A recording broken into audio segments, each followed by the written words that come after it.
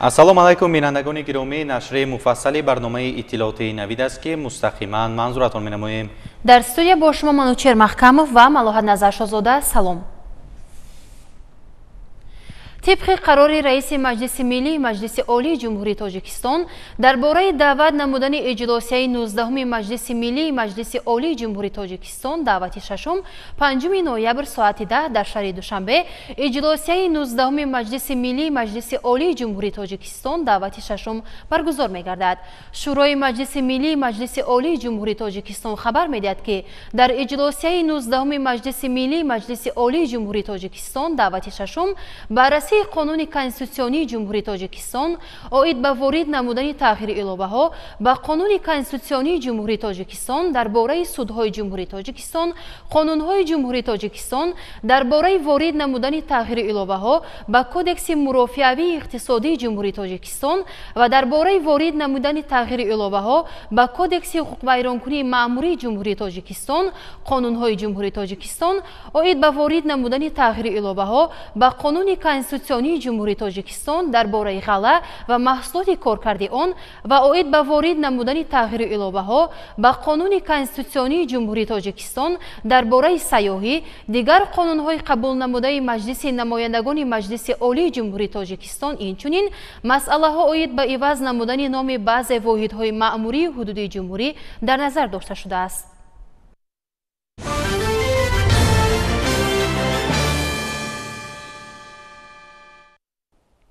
аз 11 то 21 октябри соли 2024 дар машқҳои низомии ҳарбмайдони гарнизони хатлон машқҳои муштараки қувваҳои дастаҷамъии густариши зудамали минтақаи осиёи марказии созмони аҳдномаи амнияти дастаҷамъӣ таҳти унвони рубеж 2024 баргузор гардид ки дар он зиёда аз 1500 нафар хизматчии нерӯҳои мусаллаҳи кишварҳои аъзои ин созмон ширкат намуданд. вобаста ба сатҳи баргузории ин размоиши муштараки ҳарбӣ таваҷҷӯҳ намоед ба гузориши ҳамкасбони мо аз маркази матбуоти вазорати мудофиаи мамлакат. барои ташкили амалиёти зидди террористӣ рубеж 2024 11 октябри соли равон тибқи ишораи ҷангӣ ҳайати қувваҳои дастаҷамъии густариши зудамали минтақаи осиёи марказии созмони аҳдномаи амнияти дастаҷамъӣ дар вақту соати муқаррар гардида тавассути марзҳои заминию фазои кишвар ва мусаллаҳу муҷаҳҳаз бо лавозимоти ҳарбӣ вориди тоҷикистон шуданд ва дар муддати кӯтоҳ бо густурдани хаймаҳои зист ва ташкили дигар шароити зарурӣ яке аз машқгоҳҳои азими ҳудуди гарнизони хатлон машқгоҳи низомии ҳарбмайдонро ба майдони шартии ҷанг табдил доданд. бо ҳамин тартиб рӯзи 17 октябр ҳайати таъиншудаи нерӯҳои мусаллаҳи ҷумҳуриҳои тоҷикистон, қазоқистону қирғизистон ва федератсияи Россия дар майдони сафороии машқгоҳи низомии ҳарбмайдон саф кашиданд ва чун анъана бо садои сурудҳои миллӣ, бардоштани парчамҳои давлатӣ ва бо гузашти низомӣ ба размоиши муштараки васеи низомӣ оғози расмӣ бахшида ба коркарду ташкили амалиёти муштарак шурӯъ намуданд.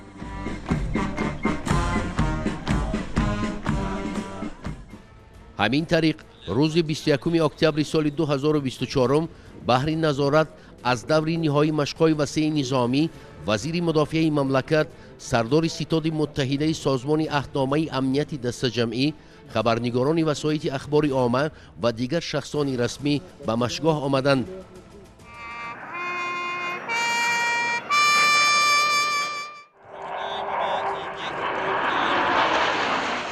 аз рӯи мавзӯъ ва тибқи матлаби ба машқҳо пешбинӣ шуда гӯё аз дидбонгоҳи сарҳадӣ хабар мерасад ки як гурӯҳ афроди ғайриқонунӣ мусаллаҳ марзи давлатии тоҷикистонро убур намуда барои амалӣ намудани ҳадафҳои ғаразноки худ қасди ворид шудан ба чанде аз деҳоту ноҳияҳои назди сарҳадиро менамоянд. барои пешгирӣ аз рахнаи душман ба бинои иншооти муҳими давлатӣ, маҳаллаҳои аҳолинишин ва баҳри дастгиру безарар гардонидани афроди сарҳадшикану ғайриқонунӣ мусаллаҳ ҳайати қувваҳои дастаҷамъии густариши зудамали минтақаи осиёи марказӣ бо ҷалби гурӯҳҳои таъиноти махсус ҷузу томи ҳамлаовари десантӣ, пиёданизому савораи тирандоз ва бо истифода аз техникаҳои вазнини зирехпӯши ҷангӣ авиатсияи ҳарбӣ воситаҳои гуногуни артиллерӣ силоҳу муҳимоти ҳозиразамони ҳарбӣ ва дигар лавозимоти ҷангӣ ба сӯи душманони шартӣ оташи шиддатноки гулӯлаи авиатсияу тӯбхонаҳоро равона месозанд.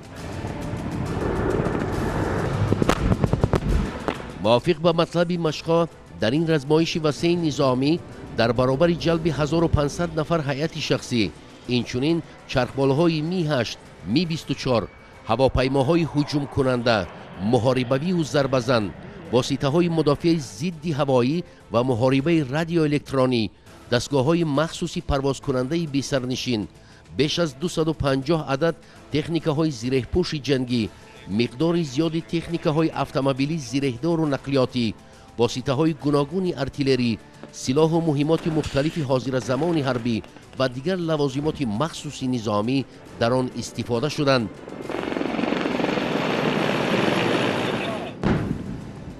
умуман зимни баргузории машқҳои муштараки рубеж 2024 маҷмуан як қатор унсурҳои мухталифи зидди террористӣ аз қабили дастрас намудани маълумоти саривақтӣ тавассути разведкаи фазоӣ ва заминӣ, ташкили ҷабҳаи мудофиавӣ, тасарруфи камини рақиб با اصول حلقه دوردار با محاصره گرفتن دشمنان شرطی، گذشتن به هجوم جبهوی در مسافه های معین از عقبگاه دشمن و از فضا طریق اویاتسیا فرود آوردن دسانت حمله آوری تاکتیکی با استفاده از نیروهای مدافع ضد هوایی، نابودسازی دستگاه و واسطه‌های مختلف رزمندگی رقیب احتمالی، پیشگیری نمودن حمله دشمن به بنا انشاءات مهم دولتی، حمایت ساکنان منطقه‌های نزد سرحدی، از موضع درگیری عملیات به جای بیخف کوچانیدن اهالی و دیگر راه و اصولهای مبارزه بر ضد گروه‌های تروریستی و علیه افراد غیرقانونی مسلح عملاً تشکیل و براه مانده شدند. مورد به ذکر است که در صورت تهدید خطر به امنیت کشورهای عضو سازمان عهدنامه امنیت دستجمعی، نیروهای مسلح دولت‌های اعضای آن وظیفه دارند که در وقت و ساعت مقرر گردیده به حدود کشورهای خطرزا فوراً انتقال یابند و با آمادگی بلند جنگی بر ضد هر گونه خوف و خطر مسلحانه سری وقت واکنش نشان دهند. ضمن جنبست و نتیجه‌گیری از دور نهایی مشق‌های وسیع نظامی، وزیر مدافع مملکت سردار ستاد متحده سازمان عهدنامه امنیت دستجمعی و دیگر شخصان رسمی عاید به توجه سرفرمانده عالی قوه‌های مسلح جمهوری تاجیکستان محترم امامعلی رحمان در سمت باز هم بلند برداشتن اقتدار مدافعی دولت‌های عضو سازمان، هدف و ماهیت برگزاری رزمایش مشترک حربی، آمادگی بهر پیشگیری از تهدید خطرهای زود تغییر یابنده جامعه بشری، تحکیم همکاری‌های متقابلا سودمند عاید به وضع نهایت مرکب و نامعتدل و بسیار حساس و پیشگویی نشونده در بعضی از کشورهای منطقه و جهان معاصر ابراز اندیشه نموده به سطح هماهنگی جزء اتمها ضمن برگزاری عملیات مشترک حربی، تبادل اطلاعات و تجربه آموزی در مبارزه دستجمعانه ضد تروریستی و به صیقل مهارت و ملکه کسبی اشتراکچیان بهای بلند دادند. در آخر فعالان این رزمایش وسیع نظامی با مدال و افتخارنامه ها و دیگر تحفه های خاطروی سرفراز گردانیده شده. گذشت نظامی هیئت شخصی باشد، انجام بخشی مرحله های مشق‌های مشترکی قوه های دستجمعی گسترش زود عملی منطقه آسیای مرکزی سازمان عهدنامه امنیت دستجمعی روبرج 2024 در مشق‌های حرب میدان گارنیزون ختلان گردید.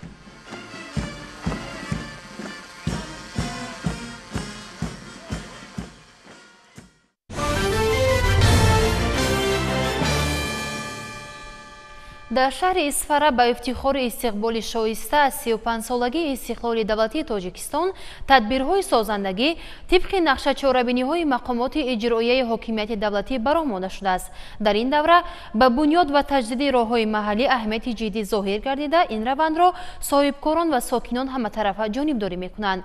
قرار است که تا سال 2026 10 کیلومتر مسیر اتومبیلگرد در این شهر نوسازی یا ساخته به استفاده داده شود. جزئیات بیشتر در گزارش خبرنگاران ما. ҷиҳати истиқболи сазовори ҷашни 35 солагии истиқлоли давлати ҷумҳурии Тоҷикистон дар шаҳраки шӯроби шаҳри Исфара корҳои ободонӣ вусъати тоза мегиранд.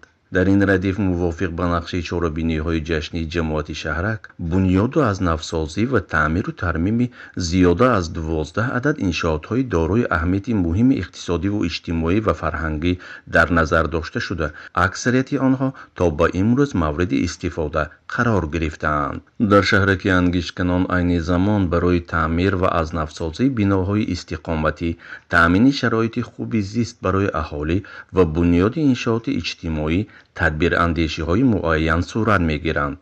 дар раванди умури созандагӣ ва бунёдкорӣ ва боз ҳам ободу зебо гардонидани шаҳраки шӯроб, сокинон бо шукронаи фазои осудаву ором, бо дарки баланди масъулиятшиносию меҳанпарастӣ, худшиносию худогоҳӣ ва ифтихор аз ватану соҳибихтиёрӣ ширкати фаъолона меварзанд. аз ҷумла бо иқдоми соҳибкорони саховатпеша ва дастгирии якдилонаи сокинон, маъракаи таъмири роҳҳои шаҳрак бо маром идома дошта, то ба имрӯз мумфаршкунии зиёда аз 3 километр роҳҳои дохилӣ ба анҷом расидааст ва таъмири роҳи асосии самти Шӯроб-Исфара идома дорад. ҳамзамон бояд тазаккур дод, ки бо иқдоми соҳибкорони маҳаллӣ бародарон Азизовҳо, таъмири куллии бинои муассисаи таҳсилоти миёнаи умумӣ рақами 8 оғоз гардида, то имрӯз корҳои вобаста ба бунёди ҳафзи об, ошхона, навсозии боми бино ва мумфаршкунии саҳни мактаб ба итмом расидааст.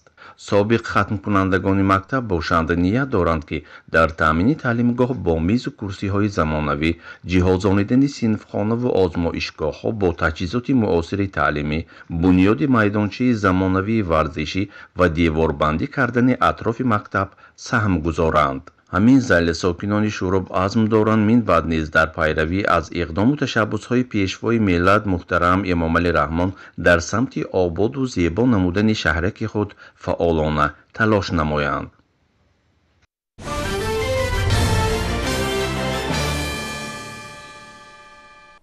дар заминаи татбиқи сиёсати бунёдкоронаи роҳбарияти олии сиёсии Тоҷикистон, сокинони ватандӯсти деҳаи Темурмалик дуи ҷамоати деҳоти Навободи шаҳри Турсунзода тасмим гирифтанд, ки 1,5 километр роҳи дохили деҳаро бо сифати баланд асфалтпӯш намоянд.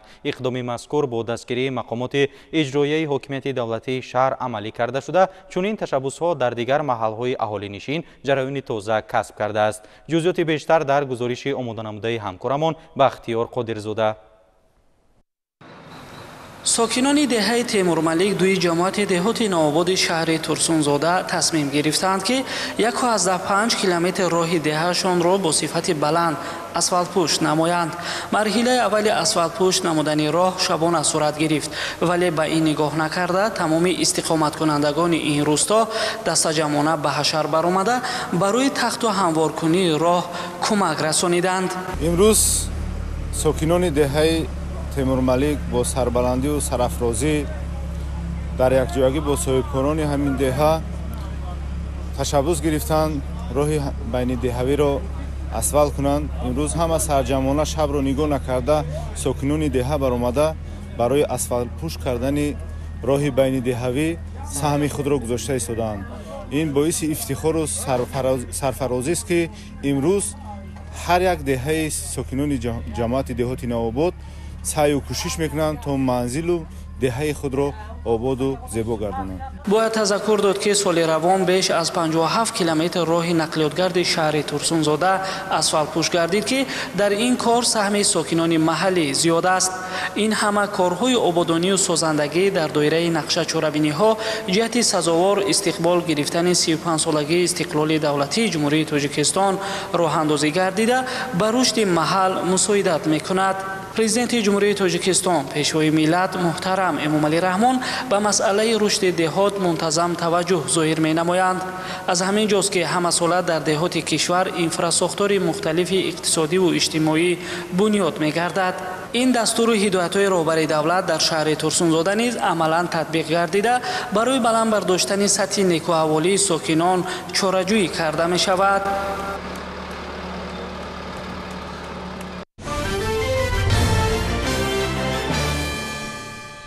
در شهر نورک کنفرانس 20 حساباتی انتخاباتی کمیته اجرایی حزب خلقی دموکراتی تاجیکستان برگزار گردید که در آن مهمترین پهلوهای فعالیت تشکیلات ابتدایی حزبی در دوره حساباتی مورد بررسی قرار داده شد.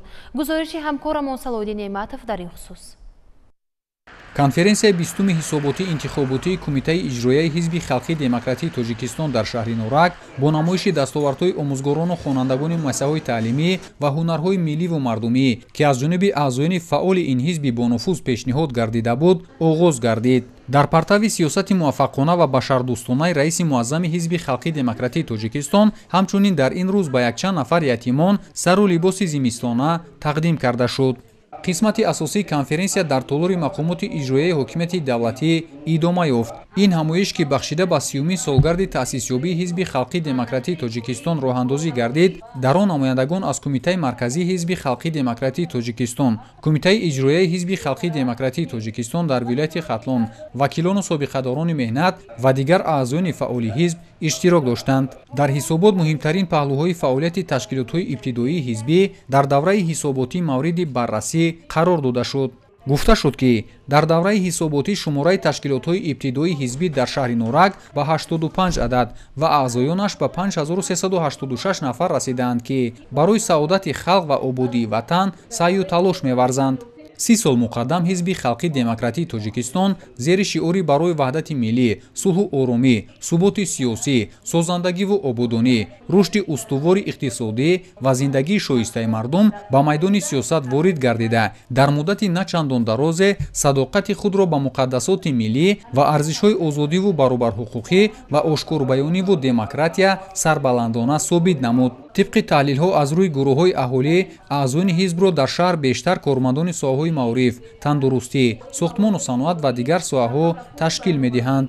масъулин ният доранд ки ҳайати аъзоёни ҳизбро аз ҳисоби кормандони беруни идоравӣ бештар намуда корро дар байни ин гурӯҳҳо тақвият бахшанд.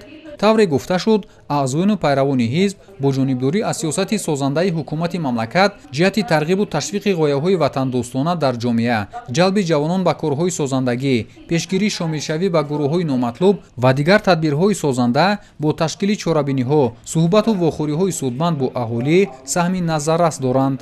баъди баррасии масъалаҳои дар конференсия матраҳ гардида, як гурӯҳ фаъолон ва аъзоёни ҳизб бо сипосномаҳои кумитаи иҷроияи ҳизби халқии демократии тоҷикистон дар вилояти хатлон ва шаҳри норак сарфароз гардонида шуданд.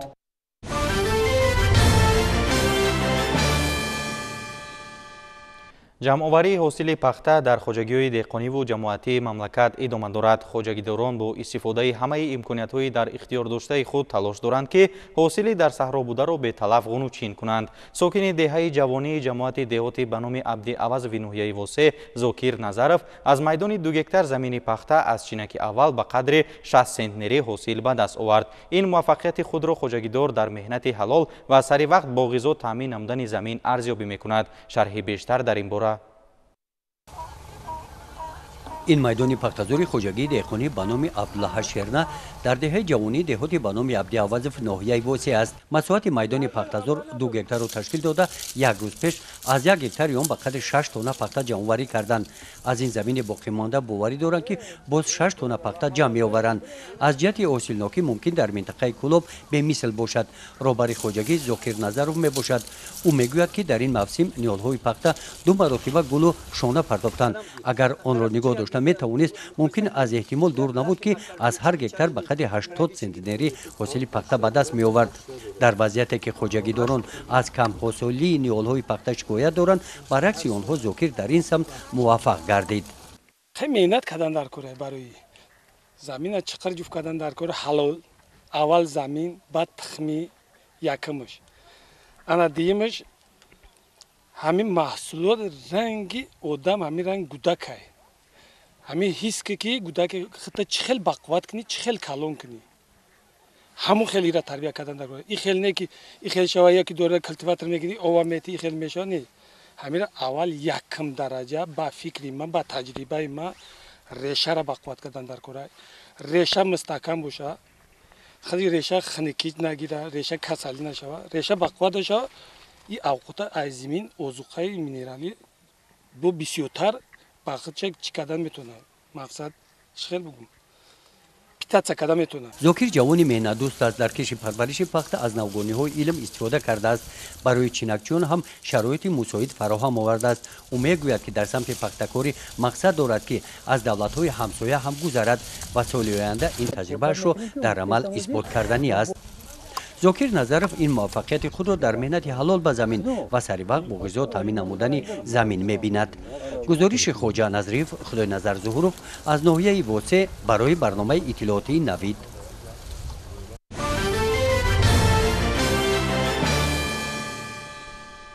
шоликорӣ яке аз бахшҳои афзалиятноки соҳаи кишоварзии ҷумҳурӣ ба шумор рафта, барои таъмини амнияти ғизоии аҳолӣ мавқеи намоёнро ишғол менамояд. аз ин рӯ ҳамасола дар садҳо гектар заминҳои корами обии шаҳру навоҳии вилояти Хатлон кишти шолӣ гузаронида мешавад. шолӣ зироати гармидӯст буда дар ин минтақа нашу намои хубу ҳосили фаромон дорад. ҳамкоронамон аз рафти ҷамъоварии шолӣ дар ноҳияи дӯстии вилояти Хатлон гузориш медиҳанд. охирҳои фасли тирамоҳ давраи асосии ҷамъоварии шолӣ ба шумор меравад. аз ин рӯ ин шабу рӯз дар ноҳияи дӯстии хоҷагидорон ба ҷамъоварии шолӣ машғул гашта талош меварзанд дар рӯзҳои наздик заминҳои шолизори худро холиву барои коридани дигар навъҳои гуногуни маҳсулоти кишоварзӣ омодагӣ бинанд. тибқи иттилои раёсати кишоварзӣ дар ноҳияи мазкур майдони беш аз 900 гектар шолӣ кишт намуданд. маҳз ба даст овардани ҳосили фаровони шолӣ ва гармии боду ҳавою заминҳои зархези ноҳия аст ки кишоварзон сол то сол кишти ин намуди ғалладонагиро бештар менамоянд ва бо меҳнати ҳалолу заҳматҳои шабонарӯзӣ яке аз аввалинҳо шуда маҳсули дасти хешро ба бозорҳои кишвар мебароранд.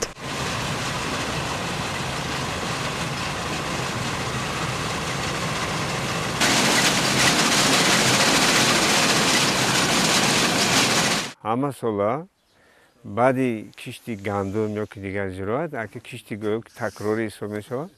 дуюм киштимон ҳамин сота шолӣ мекорем. ҳосила навана гирифтем, ҷамъоварӣ кардем. 1 гектар зиёда аз 4 тонна шолӣ гирифтем. нисбати соли гузашта ин сол шолӣ ҳосилаш хеле баланд. на фақат хоҷагии мо дигар хоҷагиҳои деҳқонӣ ки шоликорӣ карданд, шолӣ бисёр кориданд, ҳама ҷошта ҳосили назд дода истодааст. мо шоликорони ноҳияи дӯстӣ асосан дар ҳамин ноҳияи мо мекоранд навъҳои шолӣ мисол 09 дора. ман ҳозир гуфтем авангард мекоранд ва юбилейни як нави дигар ҳастад. бо як нави дигар қизилқилтиқ мегӯянд. ҳамин хушаш сурхайда барои муқа қизилқилтиқ ном ай пеш омадагӣ ҳамин хел навои шолиро корида мешавад.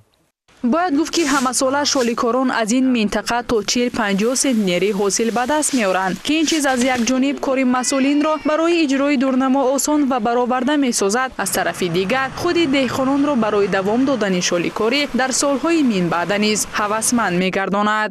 шолиро аслан ба даст медаравем, баъд аз он аз комбайн мегзаронем.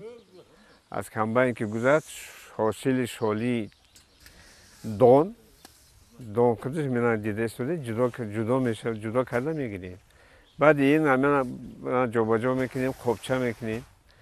баъд мебарем дастгоҳҳои шолибарорӣ бринҷ тайёр мекунанд. унҷа ҳам бринҷи калон мебурад бо як хел бринҷое ки камкам вай бошад вай мешканад ва бринҷи майда мешавад.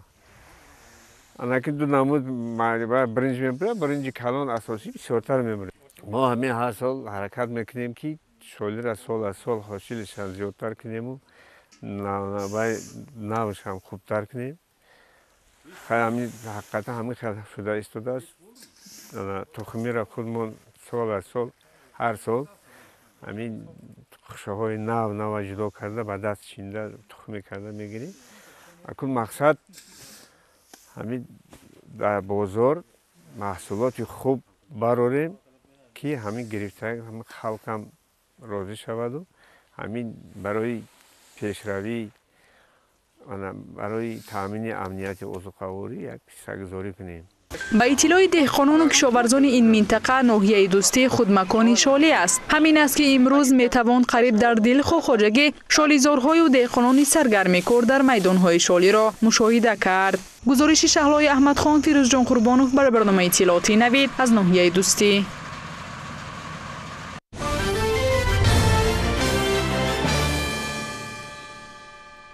در ناحیه تاجیک‌آباد هم به مانند دیگر شهر و ناحیه‌های مملکت چاره‌اندیشی‌ها بابت به‌مشکلی پس سر کردن موسم زمستانی پیش آمد ادامه دارد. این شب و روزها آمادگی در شبکه‌های برقی ناحیه و مؤسسه‌های اجتماعی از جمله معارف و تندرستی بر اعلی به مشاهده می‌رسد، میگویند همکاران ما.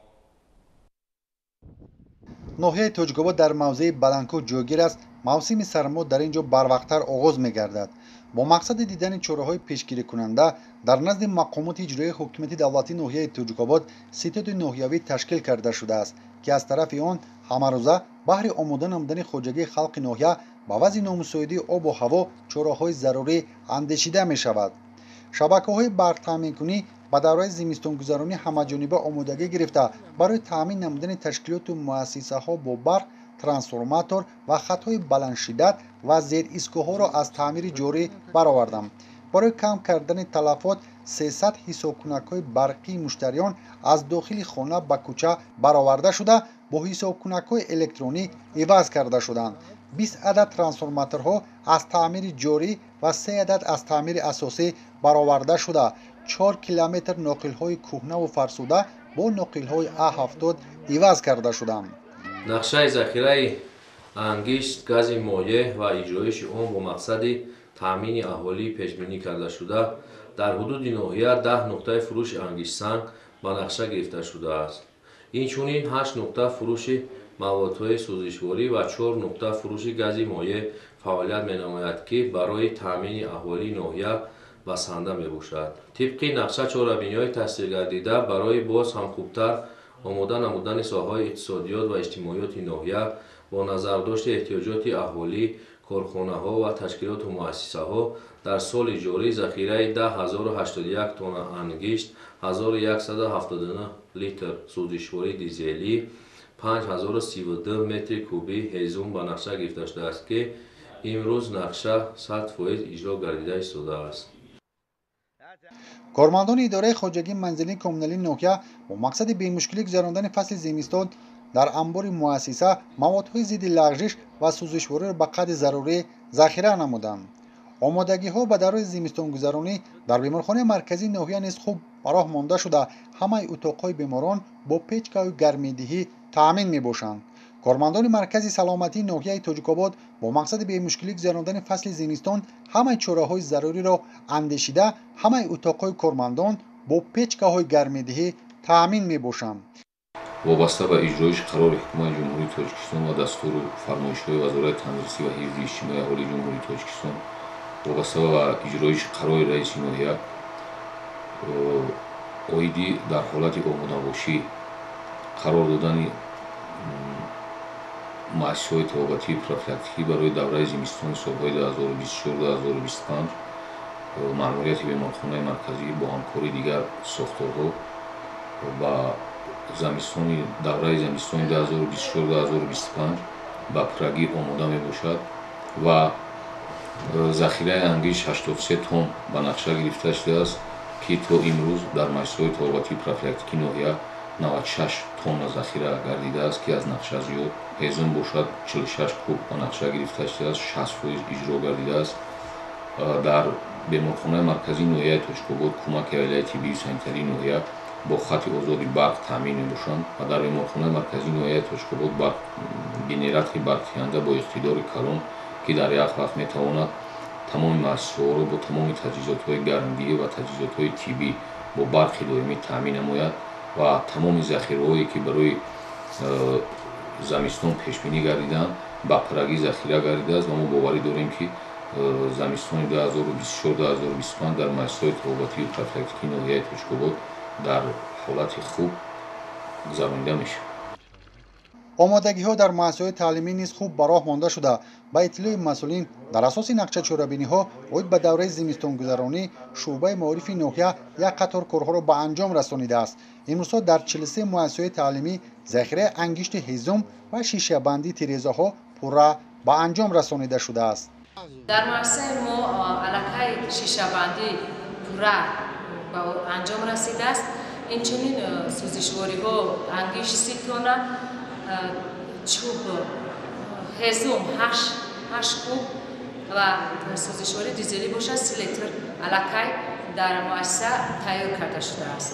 мо имсол тибқи нақшаи таҳия гардидаи мақомоти иҷрои маҳаллии ҳокимияти давлатӣ ва шӯъбаи маориф дар муассиса барои пушти сар кардани тирамоҳу зимистони солҳои 2024-25 14 тонну 400 кило ангишт, 8 метри мукааб ҳезм ва 25 литр сӯзишвори дизелӣ захира кардем ки мо бо ин метавонем фасли сарморо бемушкилӣ паси сар кунем.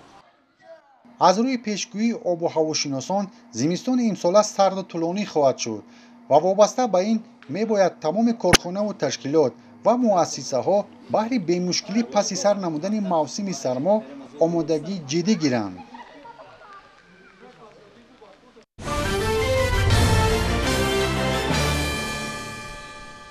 бо мақсади бемушкилӣ паси сар намудани мавсими тирамоҳу зимистони солҳои 2024-2025 бо дастгирии мақомоти иҷроияи ҳокимияти давлатии ноҳияи Ховалинг низ ҳамаи ташкилоту корхона ва муассисаҳо ангишту ҳезум ва дигар намуди маводи сӯхт захира намуданд.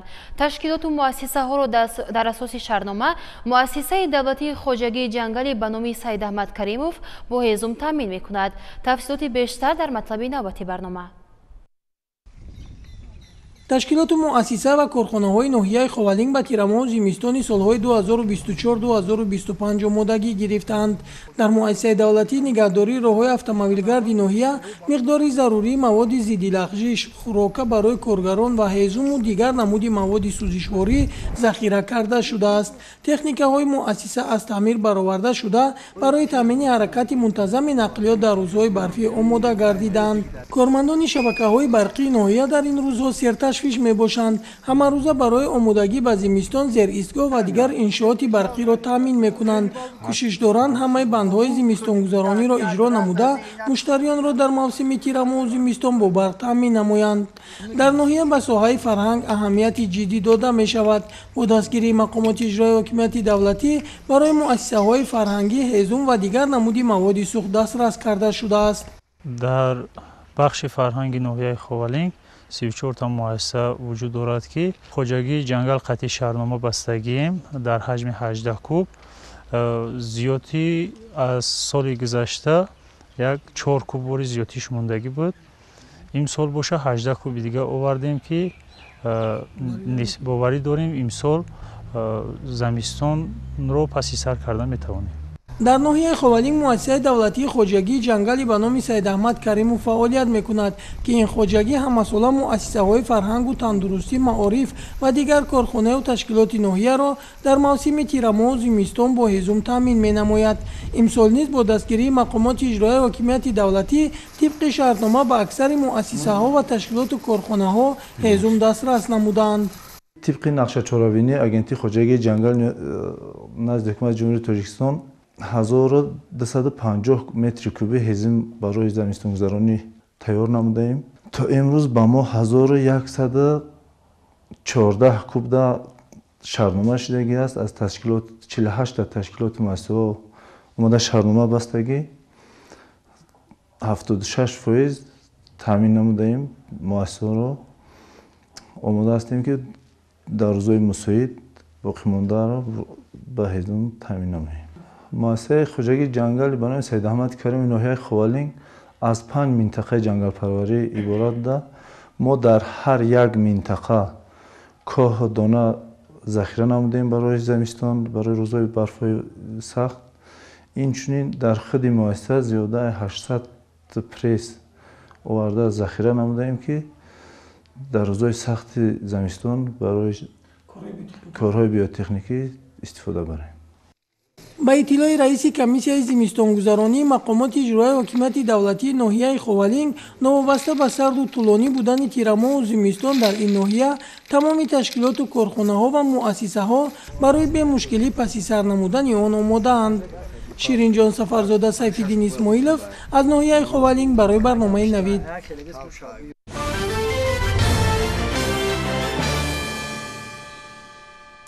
در شهر دوشنبه هفته مودی تاجیکستان آغاز یافت. سال هشتم است که این چاره‌بینی با دستگیری وزارت صنعت و تکنولوژی‌های نو جمهوری تاجیکستان از جانب اتحادیه ایجادی TNZ در یک سال 2 مرتبه برگزار کرده می شود. همکارانمان از جریان نمایش نوبتی گزارش می دهند.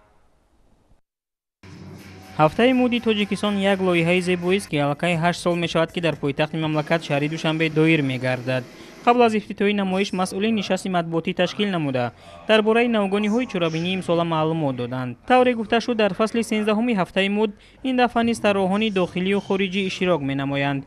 چرابینی سال هشتم است که با دستگیری وزارت صنعت و تکنولوژی‌های نو جمهوری تاجیکستان از جانب اتحادیه ایجادی TNZ سال 2 مرتبه برگزار کرده می‌شود.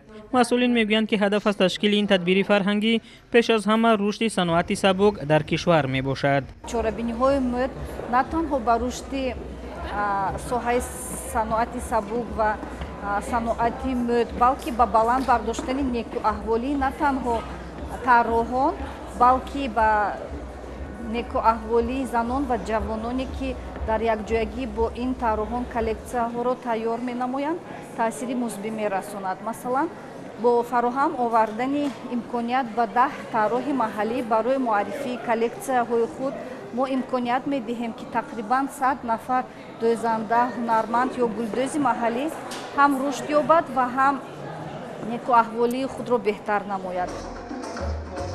سال روان در هفته مودی تاجیکستان نمایندگان و طراحان فدراسیای روسیه، جمهوری‌های قزاقستان، ازبکستان و گرجستان کلکسی‌های نوی خود را به شهر دوشنبه آوردند. این لایحه امکان می‌دهد که هنر و مهارت و ملکه خوبی زیبایی آفری طراحان در یک صحنه به طور شایسته معرفی گردد. در عموم در هفته مودی تاجیکستان دوام 2 روز 15 طراح و برندهای مشهور شرکت ورزیدند.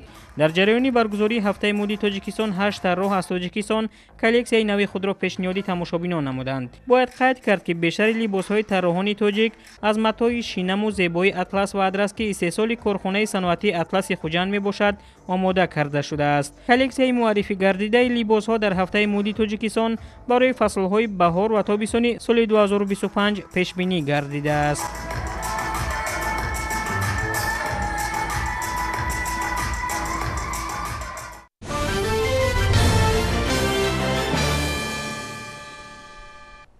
در ایتالیا باقی مانده های خانه را پیدا کردند که از روی 2-4 میلادی ساخته شده است.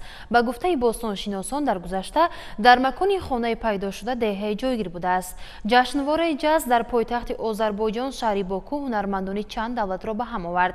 امسال در این جشنواره عنعنوی 3 برنده جایزه گرمی نیز شرکت میکنند. شرح خبرها از خارج کشور در صفحه نوبتی برنامه. باستانشناسان در جنوب و شرق منطقه سیسیلیای ایتالیا